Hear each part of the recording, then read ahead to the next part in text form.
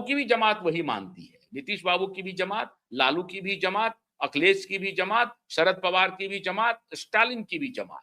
ये जो जमात है, ये जमात कहती है कि नहीं, देश से बड़ा दल है और दल से बड़ा व्यक्ति है, मतलब हम बड़े हैं, हमसे ही दल है और उस दल से ही देश है। लेकिन भारतीय जनता पार्टी की गंगा उल्टी बहती है। ये कहती है कि नहीं, व्यक्ति से बड़ा दल है और दल से बड़ा देश है। अब जो उल्टी गंगा बहाना चाहते हैं, जो बहाना चाहती है भारतीय जनता पार्टी, इस उल्टी गंगा में उधर के गंगा के पानी भी आ गए हैं। मतलब उस तरह के, अब आरजेडी से आए हैं माननीय श्रीमान सम्राट चौधरी जी।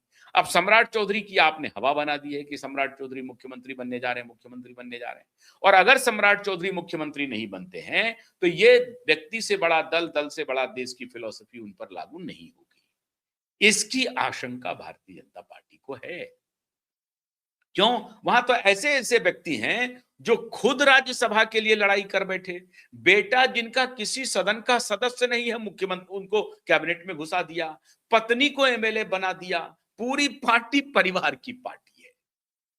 तो वहां कोई व्यक्ति से बड़ा दल और दल से बड़ा देश तो छोड़ दीजिए साहब, व्यक्ति से व्यक्ति से बड़ा परिवार भी नहीं है वहां। वहां एक ही व्यक्ति की परिवार का परिवार है, एक्सटेंडेड फैमिली भी नहीं है कि व्यक्ति और परिवार, उसके उससे बड़ा एक्सटेंडेड फैमिली नहीं। एक्सटेंडेड फैमिली, दल, देश, सबके आगे व्यक्तिगत परिवार, व्यक्ति और व्यक्तिगत परिवार। ऐसी क्षुद्र, ऐसी स्वार्थपरक राजनीति में भारतीय जनता पार्टी फंसी है। और इस बार बीजेपी को आटा दाल का भाव पता चल कि कैसे इसको किया जाए। लेकिन फिर मैं कह रहा हूं, ये भारतीय जनता पार्टी अटल बिहारी वाजपेयी और आडवाणी की पार्टी नहीं है। ये पार्टी मोदी और शाह की पार्टी है। मान गए तो बड़ी अच्छी बात, नहीं तो डंडे के बल पर मनाया जाएगा। आप नहीं मानेंगे, रास्ता दूसरा पकड़ेंगे, पकड़िए, कोई भी दिक्कत नहीं है, पकड़ लीजिए। पकड़, अगर हैसियत है तो पकड़िए, अगर नहीं हैसियत है तो फॉल इन लाइन कीजिए।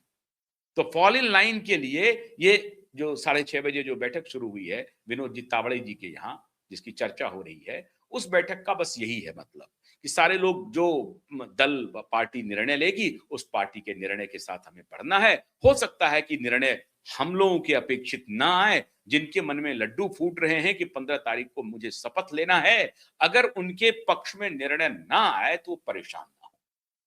इस सब की चर्चा होगी। हम सबको ऐसा ना ना कोई बात नहीं है, तो उसमें जो मन में जो लड्डू फूटने वाले नेता हैं, वो कहेंगे कोई बात नहीं है, जो निर्णय तय होगा, जो निर्णय किया जाएगा केंद्रीय नेतृत्व के द्वारा, वो मान्य होगा। बस यही बात सुनने के लिए बैठक हो रही है। बस इसी बात को सुनने के लिए ये बैठक किया जा रहा है कि आइए सब लोग बैठिए, चाय पानी कीजिए, बैठिए, सुनिए, देखिए, निर्णय होगा। केंद्रीय नेतृत्व ने हमें बहुत कुछ दिया है, उसी नेतृत्व के बल पर हम लोग आगे बढ़ रहे हैं, आज 89 पर पहुंचे हैं। तो केंद्रीय नेतृत्व ने हमें दिया है और अभी बिहार को सजारना है, संवारना है, पार्टी बढ़ेगी तभी हम लोग बढ़ सकते हैं। ये सारी अच्छी-अच्छी बातें। और अच्छी बात कहने के लिए कुछ लोग होंगे जिनको कहा गया होगा कि ये अच्छी बातों की शुरुआत कर देना। हो सकता है विनोद तावड़े जी कहें कि भैया ये आप ये कह देना, शुरुआत कर देना, तो विनोद तावड़े जी शुरुआत कर देंगे, या नितिन नवीन जी शुरुआत कर देंगे कि देखिए हमारी क्या हैसियत थी, हम कहाँ थे, हमको पार्टी ने कितना बड़ा पद दे दिया। ऐसे पार्टी जो है कार्यकर्ताओं की पार्टी है, छोटे छोटे कार्यकर्ताओं से ये पार्टी बनी है। तो अभी बहुत ही दार्शनिक बातें मीटिंग में होंगी और नितिन नवीन जी इस दार्शनिक बात को आगे बढ़ाएंगे। और इस दार्शनिक बातों के पीछे का तथ्य एक ही है कि अमित शाह जी और मोदी जी जो फैसला लेंगे, उसको, उस फैसले को ये दार्शनिक मुअम्मा चढ़ाया जाएगा। हालांकि मैं फिर कह रहा हूं कि इस बार नरेंद्र मोदी और अमित शाह बिहार के मामले में जो निर्णय लेंगे वो राजस्थान जैसा शायद नहीं होगा। अगर ऐसा हो गया तो समझिए कि मिट्टी पलीद है बिहार में, क्योंकि बिहार का जनमानस वो है नहीं। मैंने पहले भी कहा है, आपको नीतीश कुमार का रेप्लिका देना पड़ेगा। अगर नीतीश कुमार का रेप्लिका आप दे नहीं पाते तो बहुत मुश्किल होगी।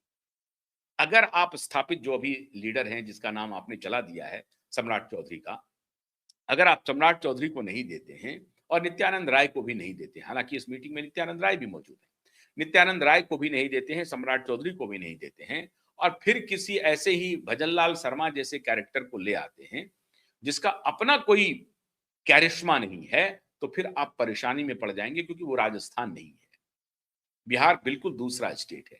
आपको ऐसे व्यक्ति को लाना पड़ेगा जो अननोन तो हो, लेकिन उसका खुद का भी करिश्मा हो, उसके पास खुद का भी व्यक्तित्व हो, कम से कम वो पढ़ा लिखा व्यक्ति हो, सौम्य सुशील हो। आप नितिन नवीन आपने राष्ट्रीय अध्यक्ष के लिए चुना, किसी ने विरोध नहीं किया।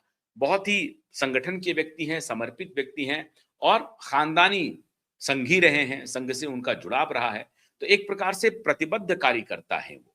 आपने उनका जब चयन किया तो किसी ने विरोध नहीं किया। मृदुभाषी हैं, पढ़े लिखे भी उतने तो नहीं हैं, खैर ड्रॉप आउट हैं ये, लेकिन खैर वो अलग विषय है। लेकिन मृदुभाषी हैं, विनम्र हैं, विचारवान व्यक्ति हैं, संगठन के व्यक्ति हैं, तो सबने पसंद किया। अगर इस तरह का कोई व्यक्तित्व आप वहां लाते हैं तो बात तो बनेगी, अगर नहीं लाते हैं तो सिर्फ फुटौवल शुरू होगा। बिहार में फिर गुटबाजी होगी और उस गुटबाजी को संभालना मुश्किल होगा। और ये शंका नीतीश बाबू के भी मन में है कि अगर भारतीय जनता पार्टी कोई कैरिस्मेटिक नेतृत्व नहीं देता है तो ये गठबंधन संभल नहीं पाएगा।